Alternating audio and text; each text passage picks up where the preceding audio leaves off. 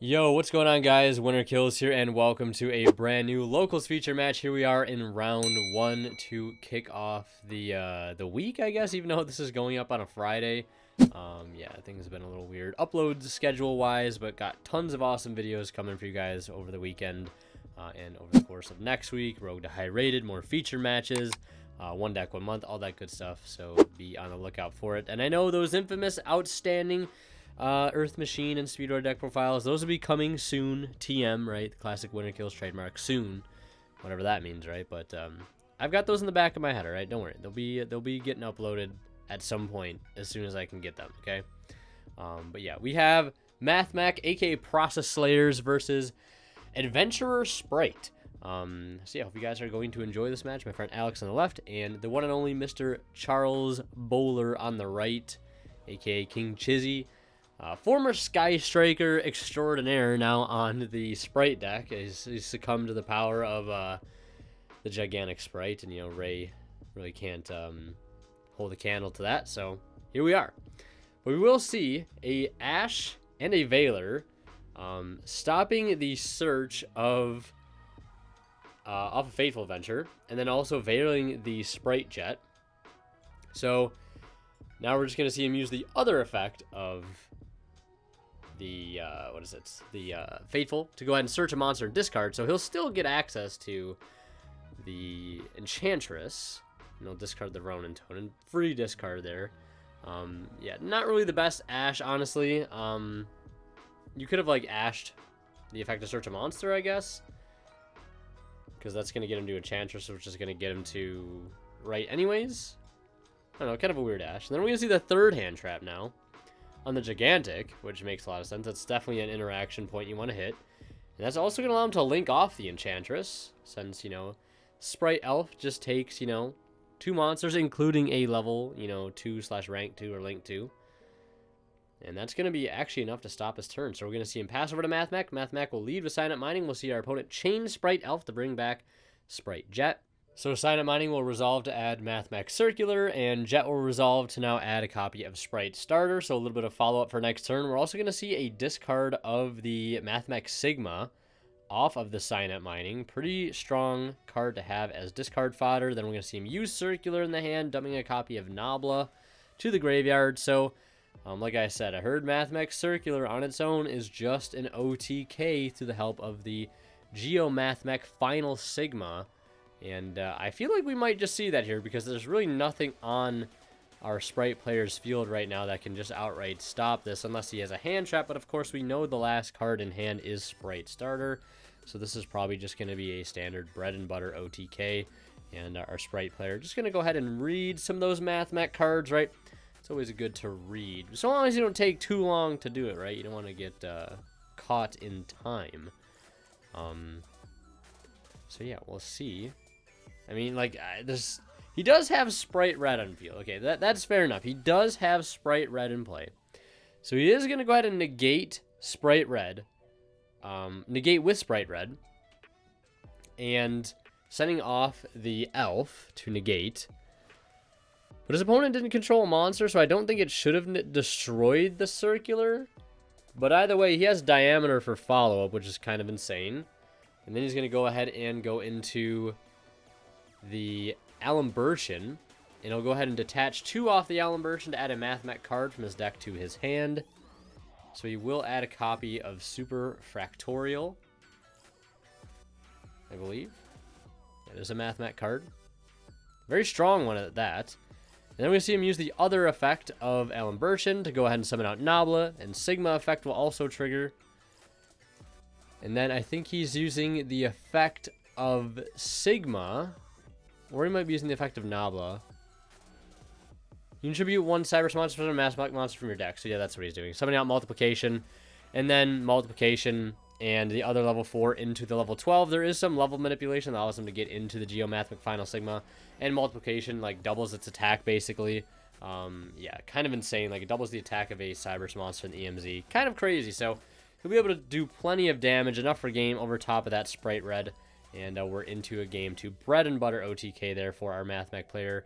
Game 2, Spright will be able to start things off here pretty strong with a copy of Spright Starter into blue. blue effect to go ahead and add a copy of Carrot, the spell and trap negate. And then he's going to special summon red, special summon Jet. And Jet effect will resolve here to go ahead and search a Spright, spell, or trap. But yeah, one thing about the Spright, that last turn, he was activating circular effect in hand. It does send his cost. So you still get the name engraved, but let's see. Then if you tribute a level / rank 2 to activate this effect, destroy that monster. Okay, so I was getting it mixed up with something else. I thought it had something to do with your opponent controlling a monster to destroy the card, but it's the fact that he tributed a rank / link to that let him destroy the monster. So I'll correct myself now. So he was able to destroy that. But putting the circular engrave was honestly just fine for him, honestly, with the help of the diameter. So yeah, it all just kind of worked out in the end. Really nothing our Spright player could do to stop that OTK. Unless he held the negate for maybe the Nabla, or not the multiplication. Maybe then? Maybe? But either way, we're going to see Spright do the standard Spright combo here, pretty much. Getting access to Toad, Carrot, Red, Elf on board, and now we're going to see that standby phase effect of Totally Awesome to go ahead and summon out a copy of Dupe Frog from the deck, playing very heavily into Super Poly here. One of the main reasons why I think most people who play this deck kind of shy away from Dupe Frog, because again, it does play into Super Poly, because you can Super Poly up that Toad and that Dupe Frog. But of course, Toad could still be brought back via the Elf. And if you go to battle phase with something like Garua, you can't attack over it. So, not the craziest out there, but you could still also suck up that Red and the Carrot. And that removes 2 interruptions too. But right now, this is looking like, 4 interruptions, double Toad, Red Carrot. A lot of things for Mathmech to try and push through. We know he doesn't really need to crack the field. All he needs to do is just OTK here if he can. We're going to see him leave a Sign Up Mining. Discarding a Mathmech. We're going to see him negate with Totally Awesome. Sending off. Or he might have used the Carrot there. I wouldn't be shocked if he used Carrot, because it would make more sense to negate something else with Toad by sending out itself off, so he could bring it back with the Elf. But I guess maybe he could be playing around Call by the Grave. I'm just going to go ahead and, bank on the fact that he used Carrot there to negate the Sign Up Mining. And now we're going to see our Mathmech player activate Small World, which this is a card I think he was kind of like on the fence about in his list. Mainly for a couple reasons, like the bridges are kind of awkward sometimes, and might not necessarily just be needed in the deck. So I have no idea where this bridge could go. Leading with the Nabla, so it is a dark level 4 Cybers. I'm not really sure what else he can, I don't know what he's trying to get to here. Possibly, okay, he's getting to Effect Veiler, if that's what I'm seeing correctly here. So I don't know how much that's accomplishing. Yeah, Small World. I don't. If there's any Mathmech players in the comments, feel free to let me know. Is Small World something that's common? I understand there's potentially more copies of Circular, but the bridges seem kind of awkward. Yeah, so unfortunately, it's just not going to be enough there. Honestly, Small World or not. I mean, the Small World could have been a Dark Ruler or something, but I assume Dark Ruler was probably already in the side deck, and he just didn't happen to see it. We are into a Game 3 situation. We're going to see Mathmech lead here, trying to resolve this Small World yet again. And while he does that, quick shout out to Imperium Duelist, guys. Check him out at the link below. And don't forget to use my discount code WinnerKills10 off at checkout to save 10% off your entire order. And, support the channel in the process. And if you guys are buying anything on TCG Player, please feel free to use the affiliate link I have to their site down below in the description of all my videos. Anytime you guys shop and check out using that link, a small bit of the revenue from your purchase will go right back into the channel and helps out a ton. So, we are trying to figure out a bridge here for this Small World, but looks like Effect Veiler might not be it. So we're going to see him go with Sigma, and then reveal Skullmeister, and then reveal Mathmech Circular. I'm not going to go through and take the time to see if that's a correct one. I'm just going to go ahead and assume it is. But he's going to get access to Circular. So if you open up Sigma and Small World, you do have Circular. If you play Skullmeister, which this is something we kind of figured out in testing when I was over at my friend Alex's house the other day. We said, you know what, why not play a copy of Skullmeister? Because you do have the potential to search it off of something like Alimbertian, because it is a level 4. It's also technically a searchable counter, right, to a deck like Tearlament, whereas DD Crow is not, and it also kind of works as a Small World bridge, which is kind of cool. So we're going to see him get into basically the full you know, Cyber's combo here going into the Disciple, into the Devotee. And then we're going to see him activate the effect of the Alimbertian, tributing off the Devotee to bring back the Circular.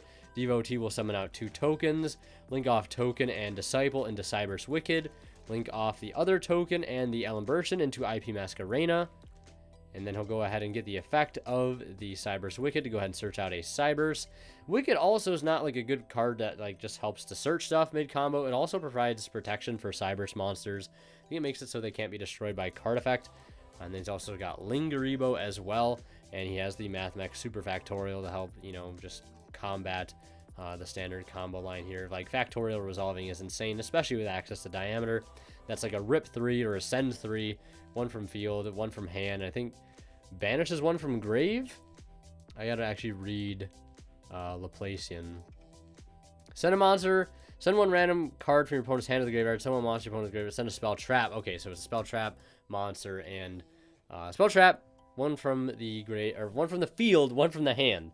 And with the adventure engine being a thing, you know, we could get rid of Fateful Adventure off of that. But we're gonna see our Spright player lead with a pretty strong opening of Activate Right Chain Griffin Rider, and that's gonna prompt an IP Masquerena to go into Appaloosa here that cannot be destroyed by card effect. So, I mean, that's gonna kind of contest this Wandering Griffin Rider just a little bit. So, if he does decide to use some other effect, you know, he can. Oh my goodness. Oh my goodness! Moment of silence for that red reboot on the Super Factorial. I was gonna say, I don't really know.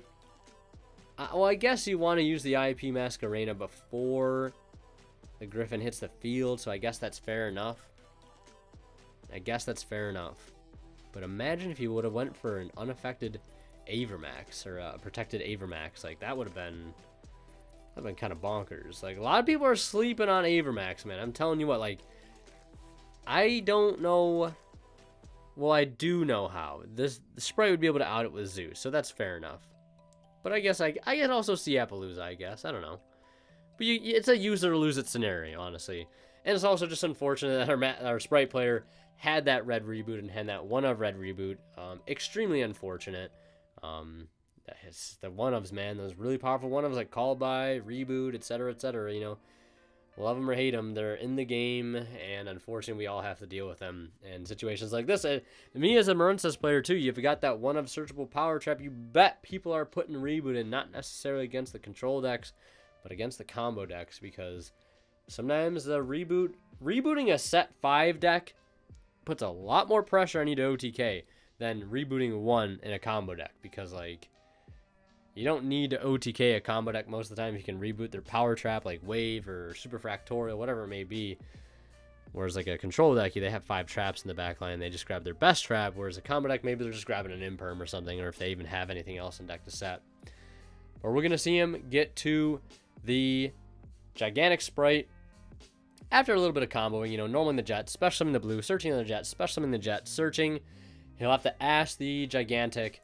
He's obviously not going to gate with the Wandering Griffin Rider because he wants to keep that damage on field, and we do know that Spright starter is in hand, so I think, unfortunately, for our Mathmech player here, we are going to see a little bit of an OTK.